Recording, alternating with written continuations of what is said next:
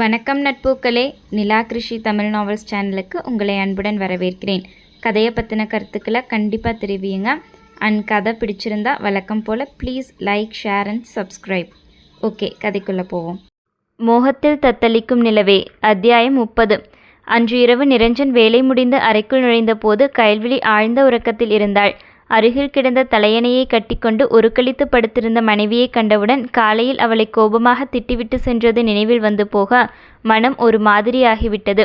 அருகில் செல்ல நினைத்தவனுக்கு மருத்துவமனையிலிருந்து அப்படியே வந்திருக்கிறோம் என்பது உரைக்க டவலை எடுத்துக்கொண்டு குளியல் அறைக்குள் புகுந்தான். குளித்துவிட்டு வெளியே வந்தவனின் பார்வை மீண்டும் மனைவியின் மீதே படிந்தது.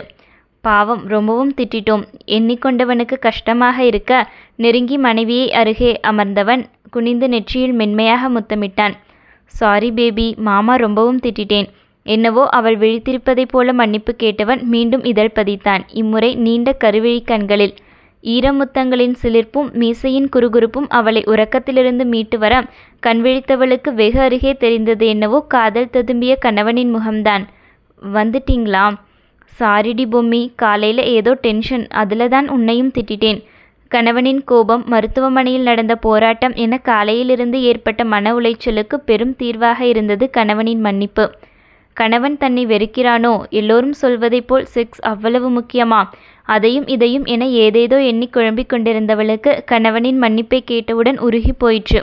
அதிலும் பொம்மி என்ற அழைப்பு. அவன் வாயிலிருந்து வரும் இந்த அழைப்பில் நிச்சயம் ஏதோ மாயசக்தி ஒளிந்திருக்கிறது தான். காதல் பெருகி அவளை ஒரு குழந்தையாய் நினைக்கும் தருணங்களில் மட்டும்தான் பொம்மி என்ற அழைப்பு அவனிடமிருந்து வரும். மோகம் பெருகி காமத்தின் வசமாகும் தருணங்களில் இந்த அழைப்பு எங்கு ஓடி ஒளிந்து கொள்ளும் என்று தெரியாது. அப்பொழுதெல்லாம் பேபி பேபி என்று பிதற்றல்தான். நான் அதை மறந்துட்டேன். அதை விடுங்க. நீங்க சாப்பிட்டீங்களா, இல்லை எடுத்து வைக்கட்டுமா? சாப்பிட்டு தான் வந்தேன்டா, நீ தூங்கு என்றவன் எழுந்து செல்லாமல் அவள் நெற்றியில் கோலம் போட்டபடி அங்கேயே அமர்ந்திருந்தான். இரவின் வெளிச்சத்தில் வரிவடிவமாய் தெரிந்த மனைவியின் நிழலுருவம் கூட அவனை மயக்கியது. காதலுடன் மின்னும் அந்த கயல்விழி கண்கள் அவனையே இமைக்காமல் நோக்கியது. அவனை முதலில் அவள் புறம் ஈர்த்த விஷயமே அந்த விழிகள்தான். விரிந்த விழிகளை மேலும் விரித்து அவள் நோக்கிய தருணங்கள், அப்பப்பா, மருத்துவமனை நிமிடங்கள் அவனுள் வந்து போயின. சிகிச்சை எடுப்பதற்காக அவனிடம் வந்தவள்தான். ஆனால் அந்த மருத்துவனின் இதயத்தில் ஏதோ சிகிச்சை செய்துவிட்டு போய்விட்டாள். அதுவும் காதல் சிகிச்சை. காதல் பெருக குனிந்தவனின் உதடுகள் அந்த விழிகளில் இச்சென்று முத்தம் வைத்தது. ஷப்பா, என்ன கண்ணடி இது! பார்த்துட்டே இருந்திடலாம் போல. பசி, தூக்கம்னு எல்லாம் மறந்திடும். அதுவும் காதலோடு நீ பார்க்கும்போது சான்ஸே இல்லை. நான் செத்துடுறேன்.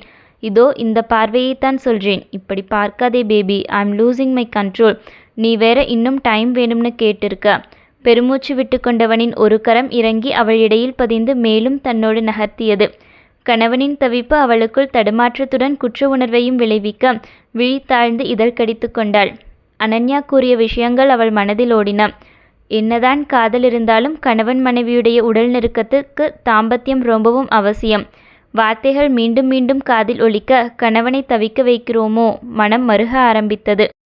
ஆணவனின் உதடுகள் கன்னத்தில் ஊர்ந்து அங்கும் ஒரு முத்தம் வைக்க அந்த மெல்லிய தாடி ஏற்படுத்திய குறுகுறுப்பு அவள் மேனியில் மட்டுமல்ல இதயத்திற்குள்ளும் ஒரு அதிர்வை ஏற்படுத்தியது.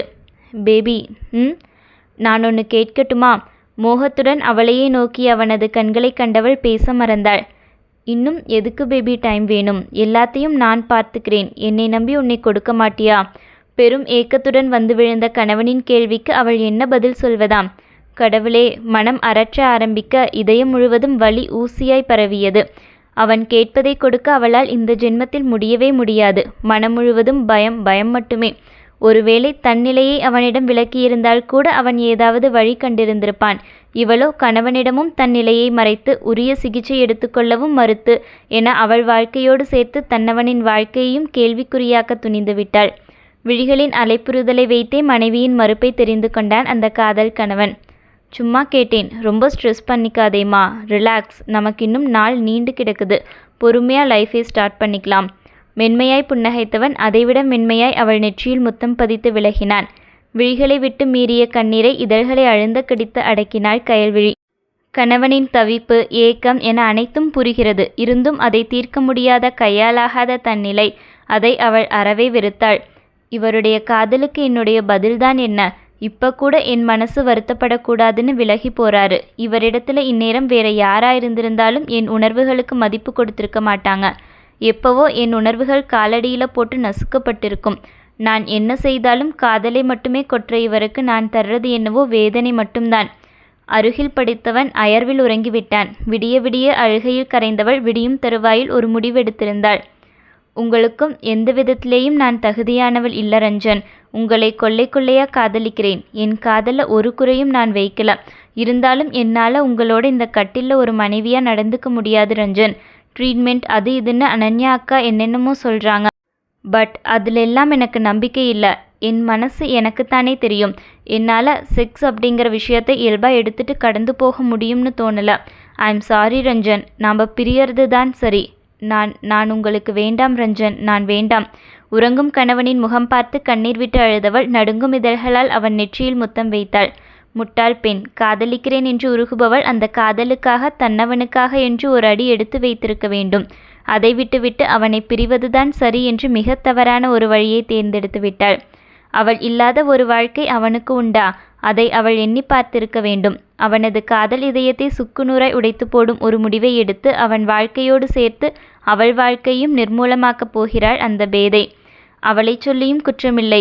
மனதின் அழுத்தம், ஓயாத மனக்குழப்பம், கணவனின் காதலுக்கு தான் தகுதியானவள் இல்லையோ என்ற கழிவிறக்கம், அனைத்திற்கும் மேல் பக்குவமில்லாத அவளது வயது என அனைத்தும் சேர்ந்து அவளை ஒரு தவறான முடிவெடுக்க வைத்துவிட்டது. அந்த முடிவின் விளைவு அவள் அன்றிலிருந்து கணவனிடம் இருந்து விலக ஆரம்பித்தாள். கைப்பையில் அனைத்தும் சரியாக இருக்கிறதா என்று ஆராய்ந்தபடி திரும்பிய அனன்யா அப்பொழுதுதான் குளித்துவிட்டு இடையில் கட்டிய டவலுடன் வந்த கணவனின் மேல் நச்சென்று மோதிக்கொண்டாள். ஓ சாரி, தெரியாமடிச்சிட்டேன். மன்னிப்பு கேட்டபடியே வெளியே விரைந்தவளின் கரம் பற்றி சுண்டி இழுக்க சுழன்று அவன் மார்பின் மீதே மீண்டும் விழுந்தாள். என்ன? அதிர்ந்து விழித்தவளின் இடையை பற்றி தன் வயிற்றோடு இருக்கியவன், புருஷனை தெரியாமில்ல, தெரிஞ்சு கூட இடிக்கலாம், தப்பில்ல. விழிகளுக்குள் பாய்ந்த ஆழ்ந்த பார்வை வழக்கம் போல் என்னவோ சொல்ல வர அவள் ஸ்தம்பித்து நின்றாள். பறந்து விரிந்திருந்த மார்பின் மேல் சயனித்திருந்த நீர்த்துளிகள் அவள் மேல் படிந்தது. அவனைப் போலவே குறும்புத்தனமாக சிலும்பிக் கொண்டு நின்ற முன்னுச்சி முடியிலும் நீர்த்திவிலைகள் ஒட்டியிருந்தன. வெகு அருகே தெரிந்த அவன் முகம், அதைவிட அந்த கண்கள், இமைக்காது தன்னையே நோக்கும் அந்த கண்கள் அவளை வாரி சுருட்டி அப்படியே உள்ளே புதைத்து கொள்ள பார்த்தது. இதயம் அதிர பார்த்தபடி அப்படியே நின்றிருந்தாள். லிப்பாம் போட்டியா? பளபளன்னு கண்ணாடி மாதிரி இருக்குது. பார்வை தாகத்துடன் அவளது இதழ்களில் படிய கரமோ உயர்ந்து சென்று கட்டை விரலால் மென்மையாய், மிக மென்மையாய் அந்த செவ்விதழ்களை வருடிவிட்டது. விரிந்த விழிகள் இன்னும் அகலமாக விரிய இதயமோ திடும் திடும் என்று அதிர்ந்தது. ஆழ்கடலாய் இழுக்க பார்த்த காரிகையின் கண்களை ஒரு கணம் ஆழ்ந்து நோக்கியவனின் பார்வை மீண்டும் இதழ்களில் தஞ்சம் புகுந்தது. ஏனென்று அறியாமலேயே அவன் உதடுகள் நாவை நீட்டி தன் உதடுகளை ஈரப்படுத்தி கொள்ள பெண்ணவளுக்கோ தொண்டைக்குழி ஏறி இறங்கியது. முகம் நோக்கி குனிந்தவன் வெகு அருகே நெருங்கிவிட்டான். கடவுளே! விழிகளை இறுக மூடி கொண்டவளுக்குள் பதட்டம் கலந்த குறுகுறுப்பு. கணவனின் உதடுகள் இதழில் பதியப் போகிறது என்று நினைத்து கொண்டிருக்க அவன் உதடுகளோ கன்னத்தில் புதைந்தது. இச்சென்று முதல் முத்தம். கன்னத்தில் மீசையின் குறுகுறுப்பும் அந்த முரட்டு உதடுகளின் வெம்மையும் அவளை என்னவோ செய்தது. படுவேகமாய் துடித்து கொண்டிருந்த இதயம் சட்டென தன் துடிப்பை நிறுத்தியதைப் போல் அப்படியொரு அமைதி. அழகா லிப்ஸ்டிக் போட்டிருக்கிற, கலைக்க வேண்டாமேன்னு பார்க்கிறேன். கன்னத்தில் முத்தம் வைத்த உதடுகள் காது மடலில் ஊர்ந்து சென்று கிசுகிசுப்பாக ரகசியம் பேச அந்த குரல் அவளுக்குள் ஹார்மோன் மாற்றங்களை விளைவித்தது என்னவோ உண்மைதான். பாய்டி பொண்டாட்டி, ஹாஸ்பிட்டலில் மீட் பண்ணுவோம். கண் சிமிட்டி புன்னகைத்தவனின் கரம் இடையே வலிக்க பற்றி விடுவித்தது. தனக்கான உடையை எடுப்பதற்காக அவன் கபோர்ட் பக்கம் நகர்ந்துவிட நடந்து முடிந்த நிகழ்வுகளிலிருந்து வெளிவர முடியாமல் ஸ்தம்பித்து போய் நின்று கொண்டிருந்தது என்னவோ அவள்தான். உடையை எடுத்துக்கொண்டு திரும்பியவன் அவள் இன்னும் அதே நிலையில் நிற்பதை கண்டுவிட்டு தனக்குள் சிரித்து கொண்டான்.